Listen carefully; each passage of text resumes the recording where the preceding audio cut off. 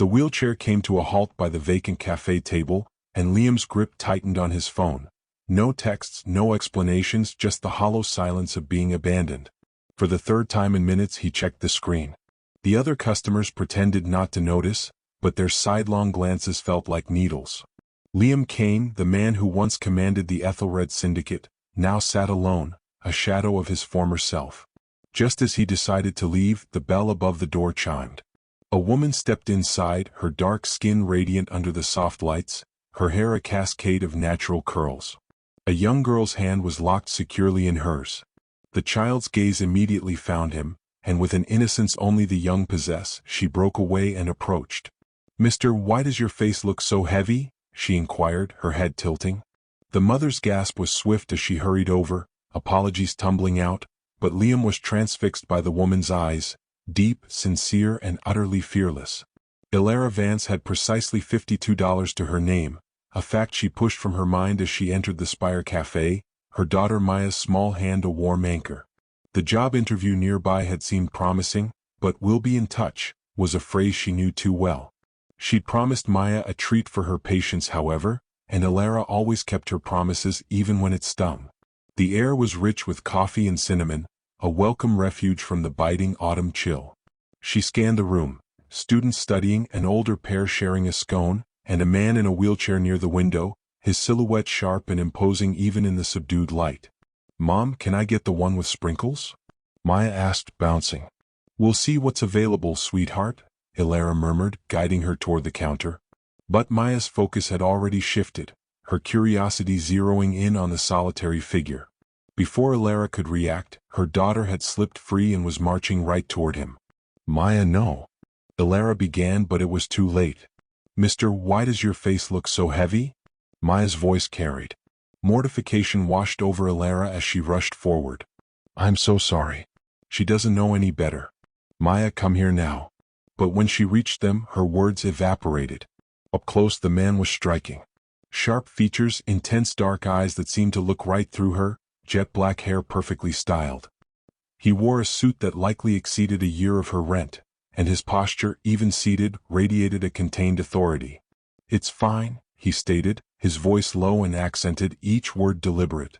His attention moved from Maya to Elara, and she felt the focus of his gaze like a tangible weight. "Your daughter is perceptive. She's also supposed to understand we don't interrupt people," Elara said firmly, placing a hand on Maya's shoulder. "Let's go, honey." "I'm not interrupting, Mom. Look, he has 2 drinks, but he's all by himself." "Someone left him," Maya declared, her innocent observation exploding in the quiet space. Elara's eyes darted to the table. 2 cups, one full, one barely sipped.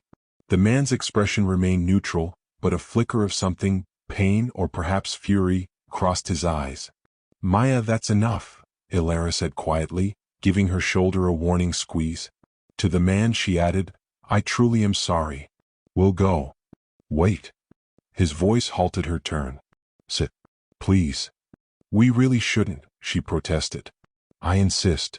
He gestured to the empty chair. "Your daughter is correct. I was left. It would be a shame to let the coffee I ordered for her go to waste." Elara hesitated. Every instinct screamed this man was perilous, not with menace, but with an intensity she couldn't afford. Yet, in his controlled vulnerability she found herself nodding. "Just for a moment," she conceded, helping Maya into a seat before taking the other. "I'm Elara. This is Maya." "Liam," he replied simply. "Liam Kane." "That's a neat name," Maya announced, already warming to him. "Why do you have that chair? Did your legs get broken?" "Maya," Elara felt her face flush. "We do not ask people things like that." But Liam's mouth curved into a near smile. "It's all right. Yes, I was in an accident. I cannot walk." "That's not fair," Maya said solemnly. Then, with a child's rapid shift, "Do you like chocolate milk?" "That's what I'm getting," Mom promised. "I've never had it," Liam admitted. "Never?" Maya looked utterly shocked. "Mom, he's never had chocolate milk." "I'm certain Mr. Kane has enjoyed many things we haven't, sweetie," Elara said softly, acutely aware of the chasm between their lives. His timepiece alone was worth more than her last car. Liam's eyes found hers, and something sharpened in his look. You might be surprised by what I've missed, he said, his voice quiet. Before Elara could answer, Maya tugged her sleeve. Mom, can we get him some too since his friend left? Maya, we can't just, Elara started, but Liam interjected. I would be grateful, he said, his tone formal yet warm. But please allow me to pay for all of us. It's the least I can do for the company. We can't accept that, Elara began, her pride straightening her spine. Please, something in his voice made her pause. I would genuinely like to discover what I've been missing. And your daughter is right. Being alone was not my plan for this afternoon. Elara looked at him, truly looked. Beneath the fine clothes and commanding air, she saw a solitude that mirrored the ache in her own chest, the one she carried through double shifts and rent worries. All right, she said softly, but just the drinks. We can't stay long. Maya's delighted squeal turned a few heads, but Elara barely noticed. She was captivated by the way Liam's expression softened, the guarded walls cracking just enough to reveal the man behind them. As he summoned a server with a quiet authority that spoke of obedience, Elara wondered what kind of man gets left waiting, and more pressingly, why she already felt invested in the answer.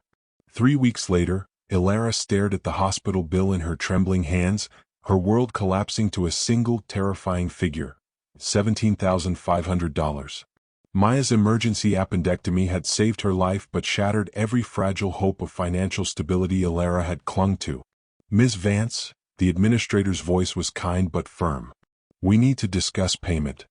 I understand, Elara heard herself say, though she understood nothing except the sensation of drowning. I'll find a way. She left the office on unsteady legs, phone already pressed to her ear as she called her boss at the diner where she'd recently started. Frank, I know I'm new, but I need more shifts. As many as you can give me. Doubles, anything.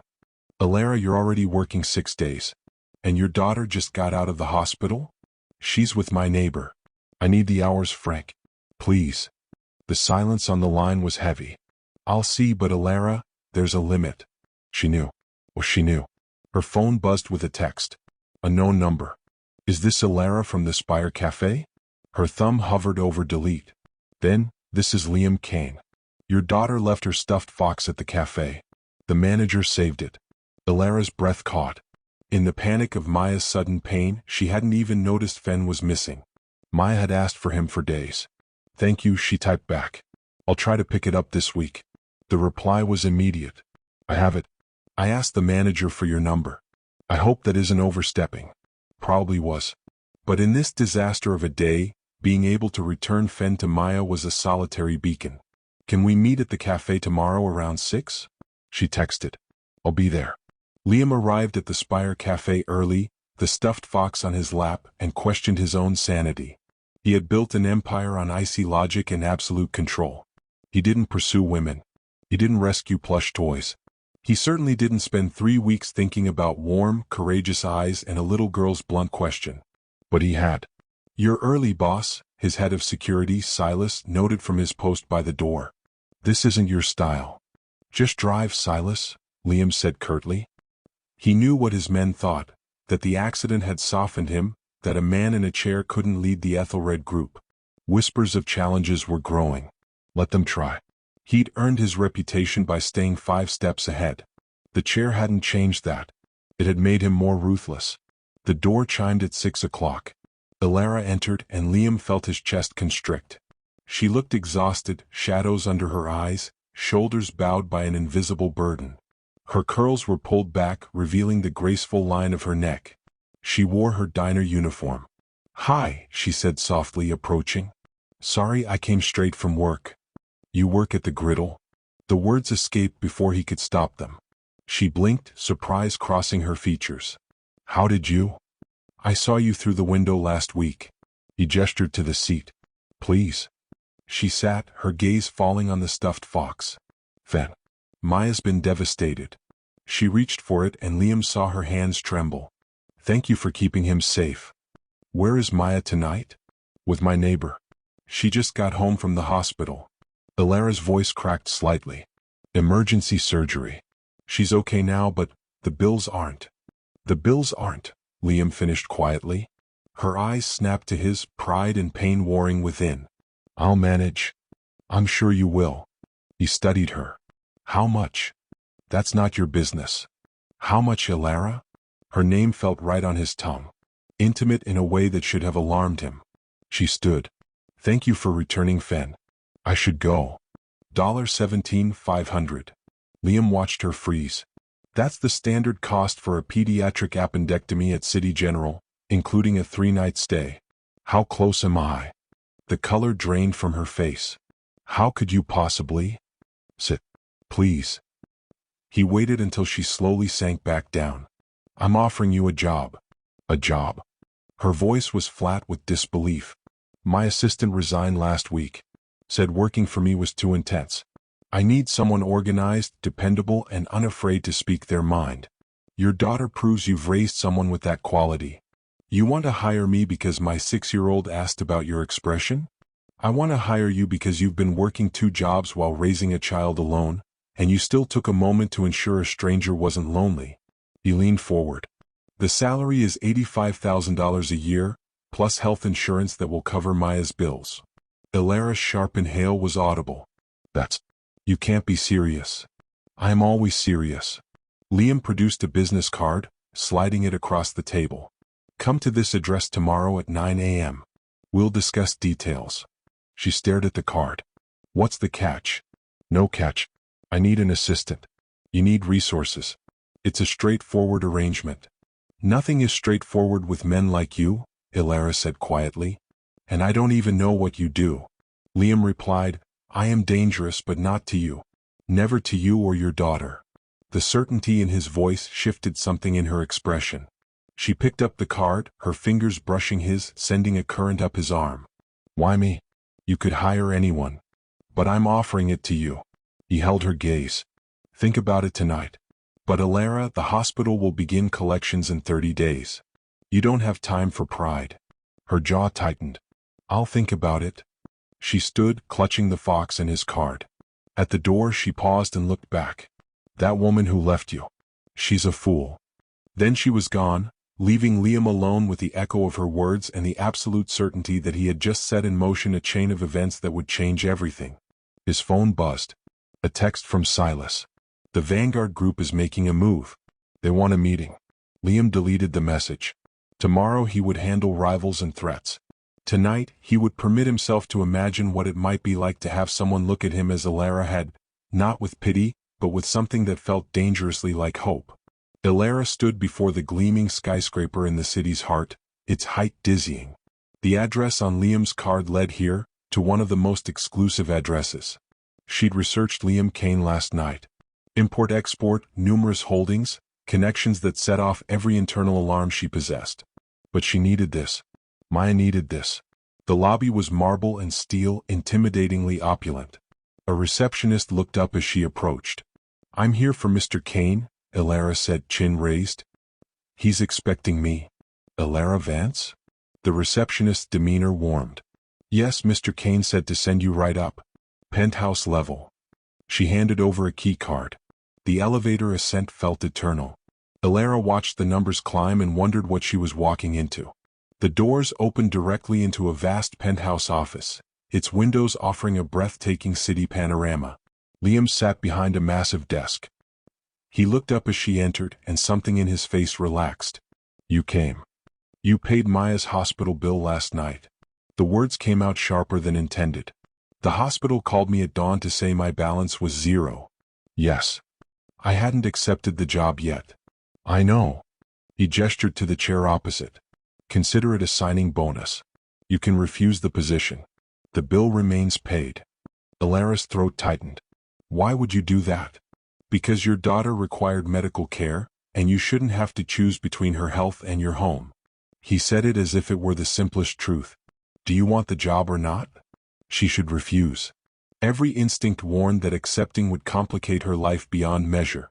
But she looked at him and saw the loneliness from the café, now deeper, like a perpetual wound. What would I actually do? She asked carefully.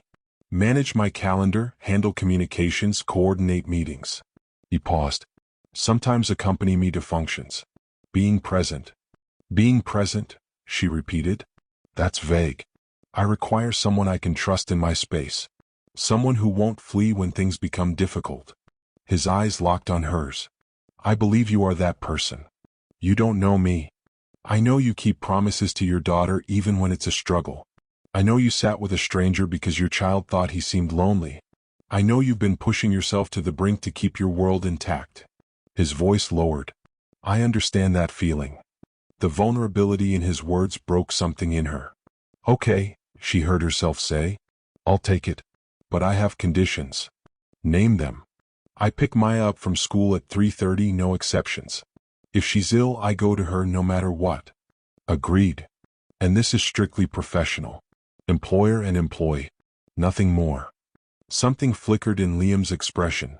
Disappointment or perhaps relief. Of course. Good. Elara stood, extending her hand. When do I start? He took her hand, his grip firm. The contact sent a shiver through her. Now. I have a meeting shortly. You'll sit in, take notes. What kind of meeting? The kind that will test you. Some of the attendees won't approve of my hiring you. They'll make comments. Can you handle it? The question was a challenge. Elara met it directly. I've spent my life dealing with men who undervalue me, Mr. Kane. Your associates don't frighten me. Liam, he corrected. If we're working together, use my name. Liam, she repeated. The name felt unfamiliar but not unpleasant. Better. He pressed a desk intercom. Silas will show you your office. Review my schedule. The meeting is at 11 o'clock. The meeting was as difficult as Liam had predicted. 5 men in tailored suits watched her every move with expressions of doubt and hostility.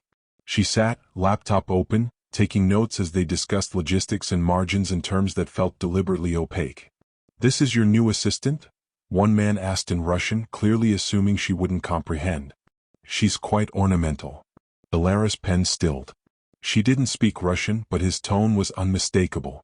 Speak English. Liam's voice was icy, dropping into something menacing. Or remain silent. The room fell quiet. The man who'd spoken flushed.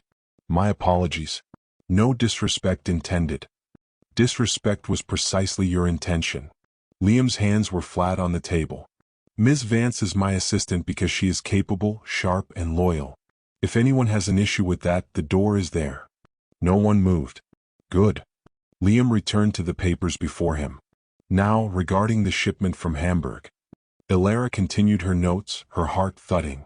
She'd expected to defend herself, not for Liam to do it with an authority that made the room shrink.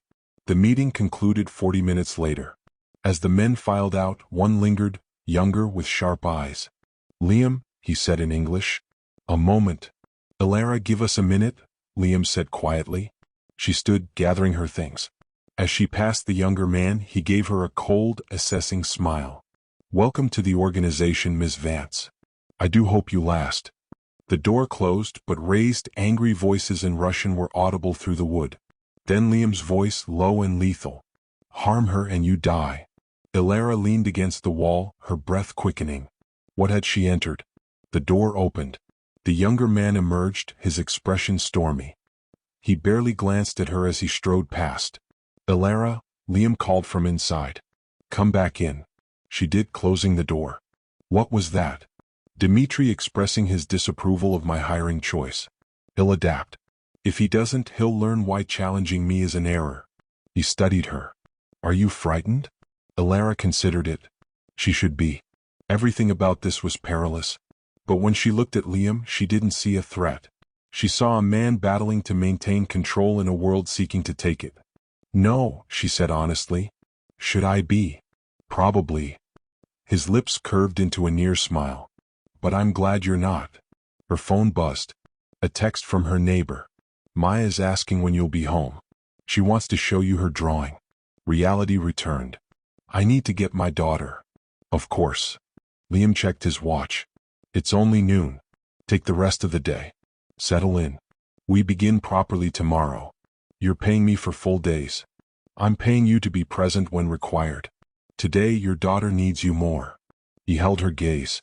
Go, Elara. She nodded, gathering her things. At the door she paused. Thank you. For what you said in there. I meant every word. The intensity in his voice made her breath catch. No one disrespects you. Not in my presence. Elara left before she could analyze why those words made her heart race. In the elevator, alone, she faced the truth. She was in deep. And the most terrifying part was how little she wanted to escape. 2 months into the job, Elara had learned 3 truths about Liam Kane. He rarely slept more than 4 hours. He despised being pitted. And he was utterly, devastatingly dangerous when someone threatened what belonged to him. She learned the final truth when Dimitri made his play. It began with a text on Liam's desk while he was in a meeting. Elara glanced over, intending to silence it, and froze at the preview. Your lovely assistant's daughter attends Oakwood Elementary. Adorable child. A shame if she grabbed the phone, her hands shaking. The meeting room was visible through glass. Liam was focused on a presentation. She couldn't interrupt, but she couldn't breathe. Her own phone buzzed. Unknown number. Check your email. The attachment was a photo of Maya leaving school that afternoon, her neighbor beside her. The angle suggested a car across the street. Elara's vision hazed with fury.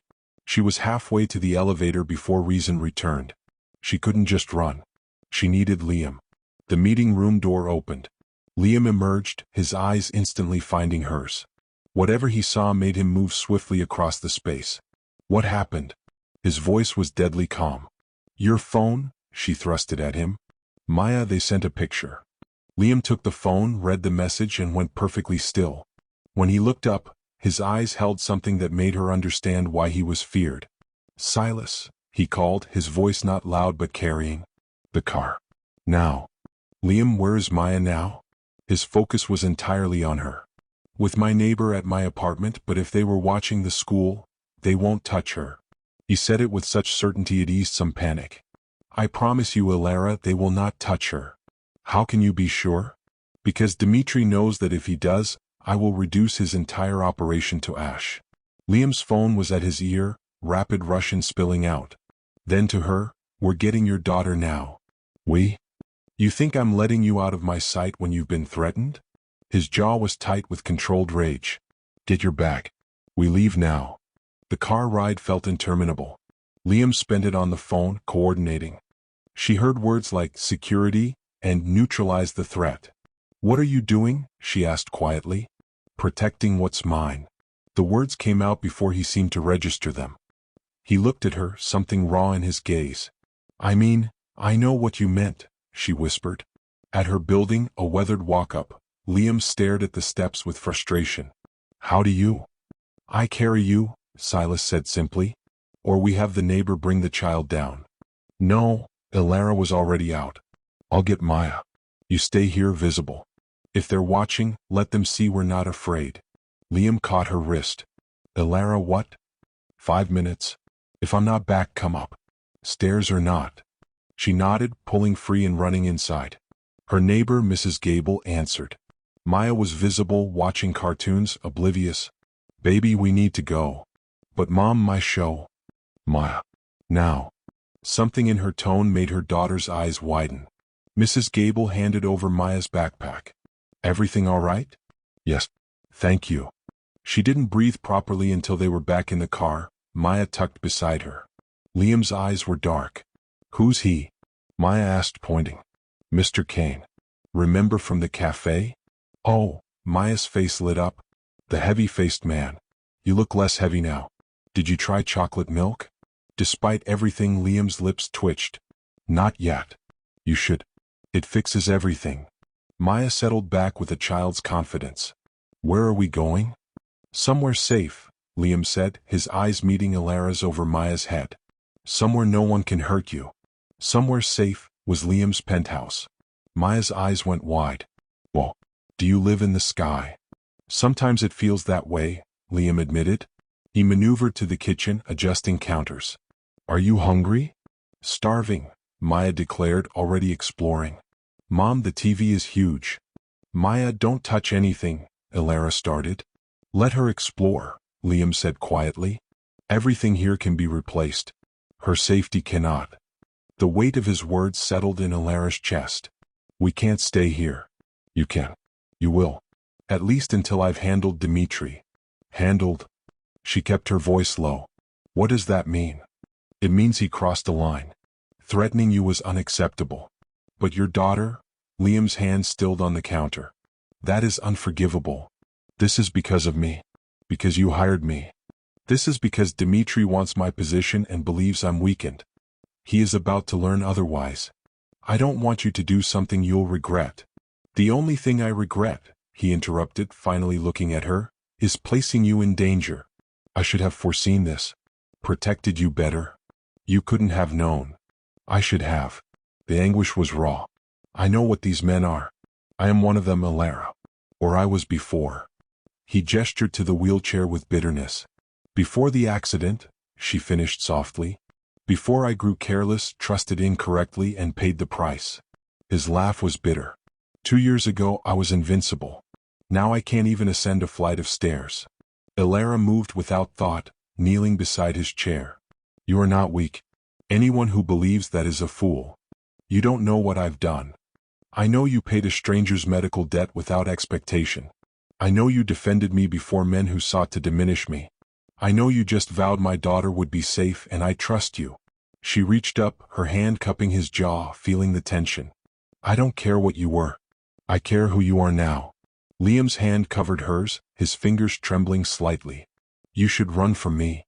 I'm a single mother who had $52 to her name and a daughter needing stability. I don't have the luxury of running.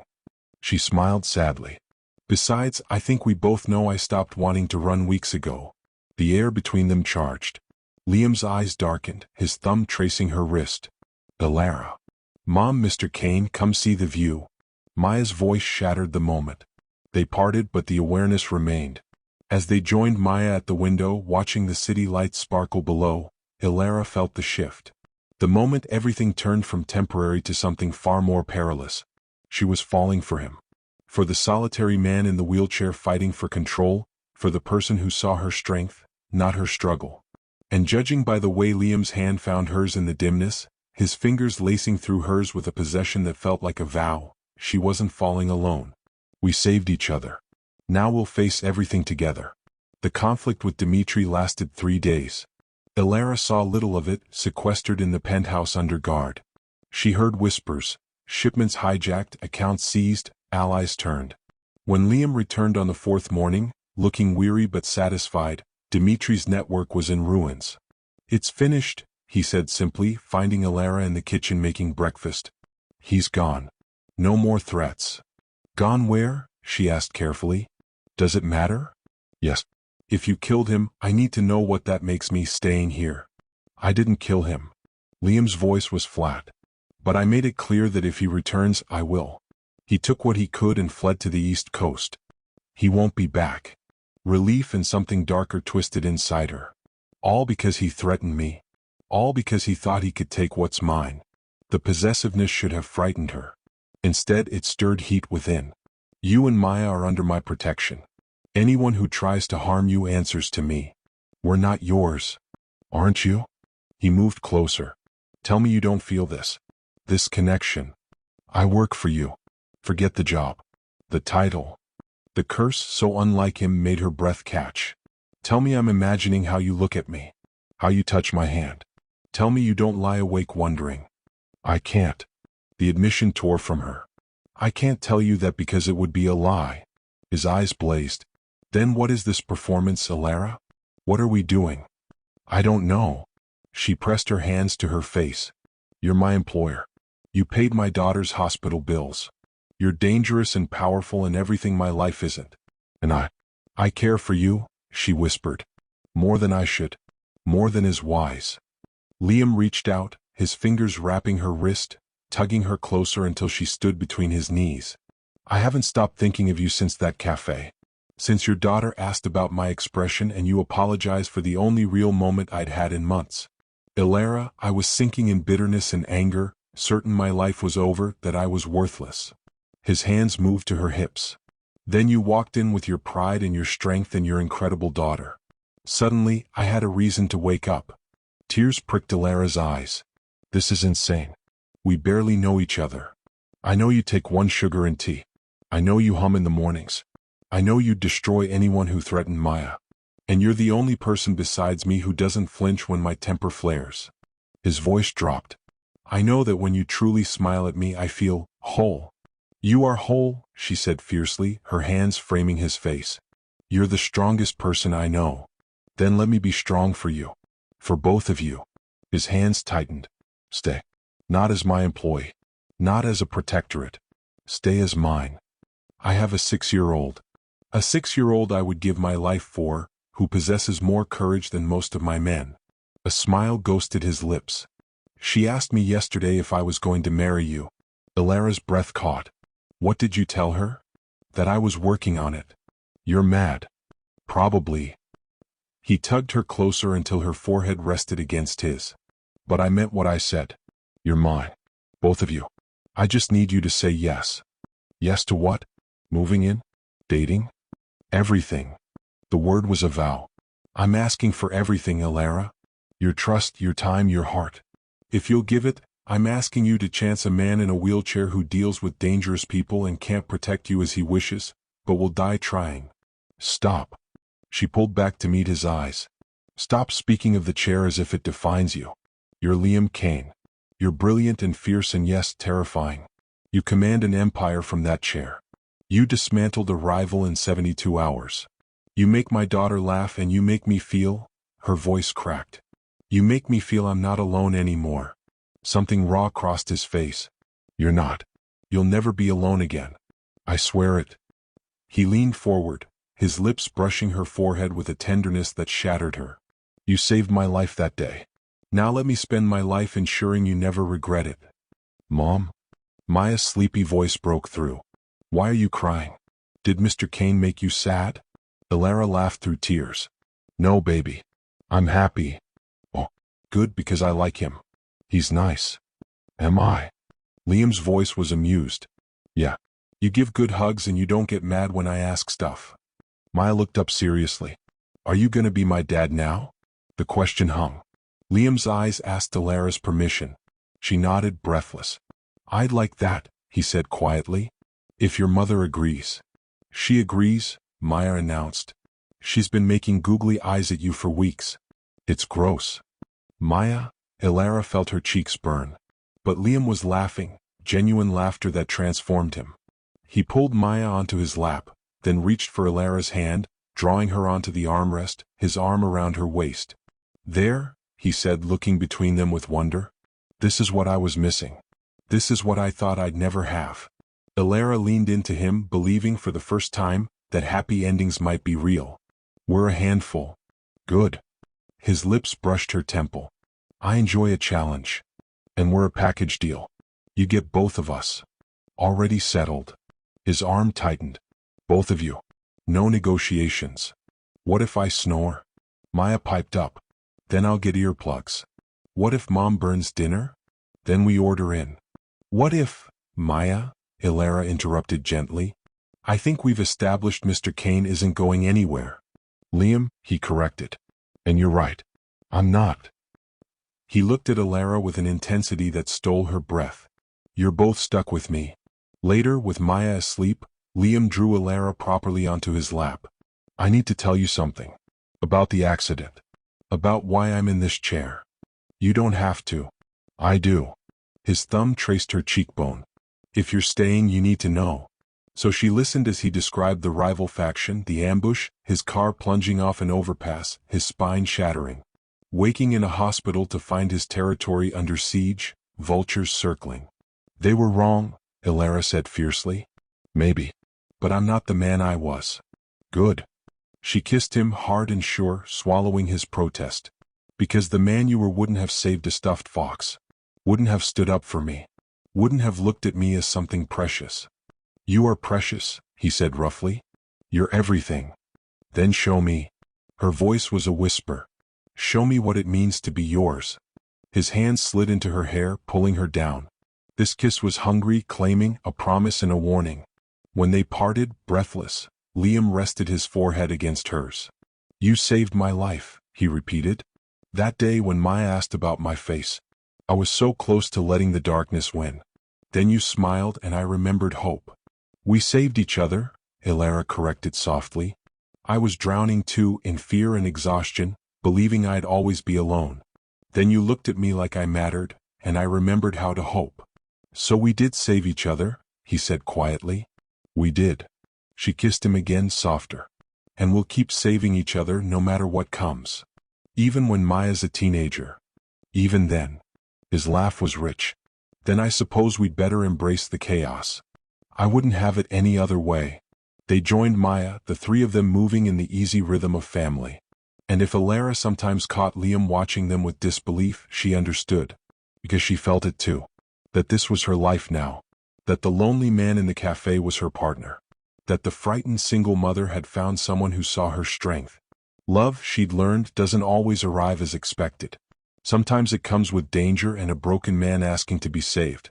Sometimes you walk into a cafe and out with a future you never imagined. And sometimes, if you're fortunate, that future becomes home. Love arrives not as expected, but as needed. If this story of resilience and unexpected love moved you, please like this video and follow Winds of Thought for more tales of strength found in the unlikeliest of places.